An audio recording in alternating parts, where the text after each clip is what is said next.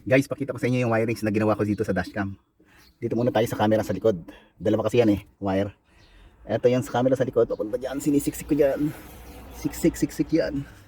Siniksik ko dyan hanggang sa lumabas siya dito. Ito medyo matigas. Yung guhit na to. Matigas kasi plastic to. Tapos dito siya lalabas, yan o. Yung makikita nyo, ayan o. Yan siya, nakaganyan niya, mabilis lang yan tanggalin. Balik na natin. Tapos ganun ulit dito, pumasok ulit siya dito, matigas na naman. Dito siya lumabas. Yan o. Andyan siya yung mga wire, makikita mo yun. Balik na natin muna. Madali lang siya ibalik, detachable lang to. Yan, o diba, hindi na halata. Tapos dito ulit siya pumasok. Ito matigas to, medyo mahirap. Ayun nga, hindi ko pa nga naipasok dito masyado. Wala, yan. Tapos lalabas siya dito. Yan, hindi ko pa masyado naayos dyan. Tapos dito siya pa, matigas ulit. Puro matigas na kasi dito Gagamit kayo yung pang yelo na plastic. Yung pangtanggal ng yelo na plastic. Yan, tapos dito. Ito, attachable lang to yan. Yan. Yun, yan. O, yan siya. Diyan lumabas. Pumunta na dito sa taas.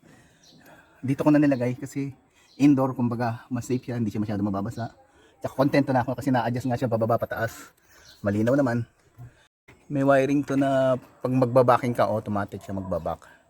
Pero hindi ko na konekta kasi sanay naman tayo mano-mano. Madali lang i-connecta yun. I-connecta nyo lang yun dito sa ilaw. Gagapang kayo dito. Punta dito sa ilaw, yung positive dito na ilaw na backing na nagbe-blink. Kulay blue yun. Dito naman tayo sa power. Yung pinaka-power ng dashcam. Ganon din.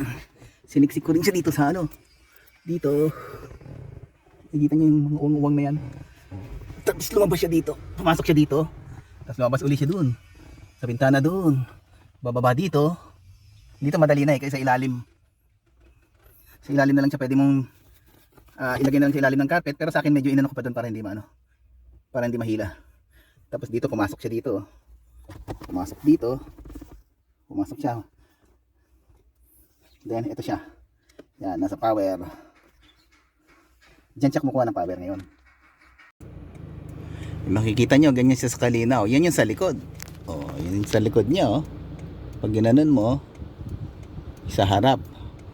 Medyo madilim kasi may ako dito, may film. Pero okay lang kasi pag nagda-drive ka naman, kita naman Talagang importante yung likod. Tapos yan yung likod. Yan yung hati niya Kitang-kita, 'di ba?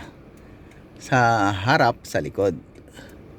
Tapos pag ini-slide mo lang siya, yan Kaigihan nito, guys, na itataas. 'Di ba? Kung may maatrasan kang mga motor o bike, bata, sa likod yan na itataas. Ganon din sa harap na ibababa na itataas din.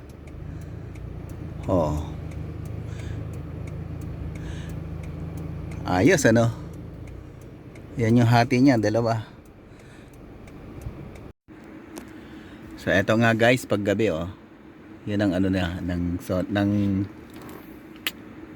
dashcam natin. Ito yung sa likod. Ito yung sa harap di ba? Kita niya yung nasa mga doggy. Tapos yan, dalawa. Likod at